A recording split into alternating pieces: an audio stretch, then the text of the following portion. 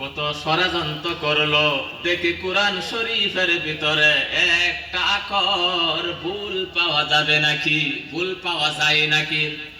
তারা চেষ্টা করতে করতে শেষ মুহূর্ত আল্লাহর নবীজির হাতের সঙ্গে হাত লাগায়া কলিমা পড়ে মুসলমান হয়ে গেছে,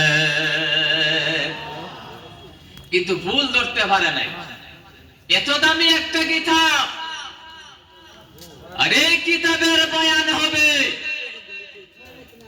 এই কোরআন শরীফ কেমনে নাজিল হবে, কেমনে নাজিল হয়েছে, এই কোরআন শরীফের কথা হবে। আজকেও প্যান্ডেল খালি থাকার কথা, প্যান্ডেল খালি থাকার কথা নাকি? গতিকে আমি এখন আপনাদেরকে অনুরোধ জানাবো, যারা এখনো বাড়িতে আসুন, দয়া করে আপনারা এসে যান, আখিরি মুনাজাত নিয়ে যাবেন, আখিরি মুনাজাত নিয়ে বাড়িতে যাবেন। কেউ আপনারা উঠবেন না, সবাই আস্তে আস্তে করে এসে যান। কথা হলো, বহু দামি একটা মজলিস, এটা আল্লাহ বলেছে, ইন্না নাহনু নাযালনাল যিকরা ওয়া ইন্না লাহু লাহাফিজুন।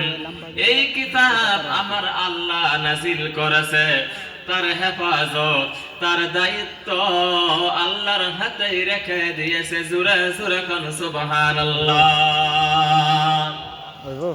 এই কোরআন শরীফের মধ্যে 10,27,000 আখর আছে গণ, 114টা সূরা আছে। একটা আখর কেউ কমাইতে পারবে নাকি? এত দামি একটা কিতাব, আমার বাবা, আপনার বাবা, আপনার দাদা, দাদার দাদা 500 বছর আগে পড়েছিল, 1000 বছর আগে পড়েছিল। আলিফ খালি, বার নিচে এক নক্তা। আজকে হাফিজ জুজুয়া হাফিজিয়া বা মক্তব মাদ্রাসায় বার তলের নক্তা উপরে গেছে নাকি? জুড়ে কোন? আমার দাদা তো 100 বছর আগে পড়ছেন আলিফ খালি, ওর হাফিজ জুজুয়ার মধ্যে আলিফ নক্তা বার হয়েছে।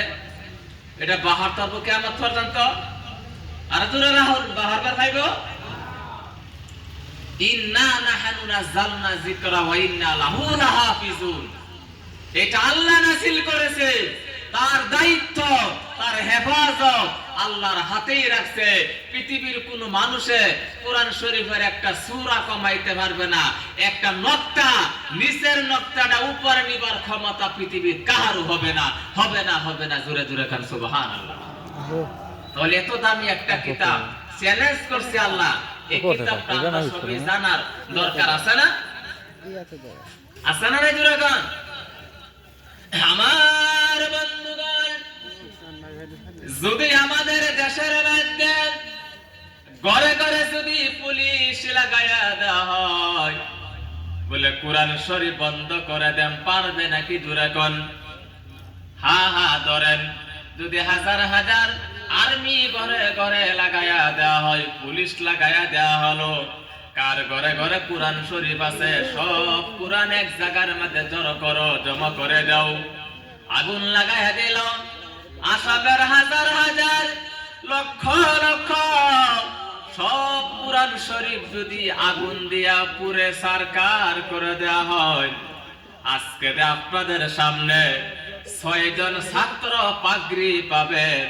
তারা কালকে আলিটেঙ্গি বাজারে গিয়া সাদা কাগজ লইয়া লইয়া, ডট কলম লইয়া, ঘন্টার ঘন্টা হাজার হাজার কোরআন ছাপা হয়ে যাবে।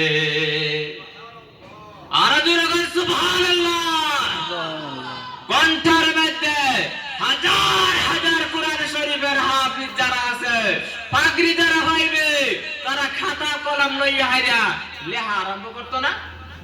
তাহলে কোরআন শরীফ ফুলে দিলে কি শেষ হয়ে যাইব? মানুষের অন্তর ফুট পারবো, দিল ফুট পারবো? যদি জাতীয় বিদ্যালয়ে দেওয়া হয়, হাই স্কুলের ইংরেজি সাবজেক্ট যদি পুরো সরকার করে দেওয়া হয়, ইংরেজি সাবজেক্টটা যেভাবে লেখা আছে, এই দেশের মধ্যে কিজন মানুষ বারইব নাকি আবার পুনরায় লেখার জন্য? পারিব? তাম পৃথিবীটা রিসার্চ বলেছেন গো, এই কোরআন শরীফের হাফিজ ছাড়া কোন বাইবেলের হাফিজ পাওয়া যাবে নাকি? কোন গীতার হাফিজ পাওয়া যাবে নাকি? কোন আসামিস কিতাবের হাফিজ পাওয়া যাবে নাকি? যেন যাবা আছে দাড়ি কমা, এইভাবে কোরআন শরীফের মধ্যে যেন নকতা আছে, নকতাটা কি সারিয়ে দেন দেবো? একটা নকতা যদি কেউ সারিয়া দেয়, কেউ তো হাফিজ হতো না। হ্যাঁ, বাম নিচে হয়েছে নকতা, হ্যাঁ, যদি বাম নিচে নকতা যদি উল্ফে উঠায় দেয়, এটা হইব? এইভাবে একটা কিতাবের হাফিজ পাওয়া যাওয়াটা খুব মুশকিল, খুব টান। কাঁচা কিনা দূরে করে, এত দামি একটা কিতাব, একেবারে ওয়ার্ড মেম্বার থেকে নিয়ে প্রধানমন্ত্রী কার্যালয় পর্যন্ত, কাউন্সিলর থেকে নিয়ে রাষ্ট্রপতি ভবন পর্যন্ত যদি তারা যদি ষড়যন্ত্র করে, কুরআন শরীফটা কোনদিন নষ্ট করতে পারবে না। এই জন্য আল্লাহ বলেছে, ইন্না নাহনু নাযালনা যিকরা ওয়া ইন্না লাহু লাহাফিজুন।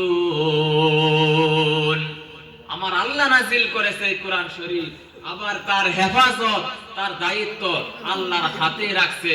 আল্লাহর হাতে যদি না রাখতো এটা দায়িত্ব, তে কোরআন শরীফ উল্টা পাল্টা হয়ে গেল নাহলে বলে নাহলে নাই। ইনজিল কিতাব আসমানি কিতাব হলো 4 কোন, কয় কোন, জোরে কোন? ঈসা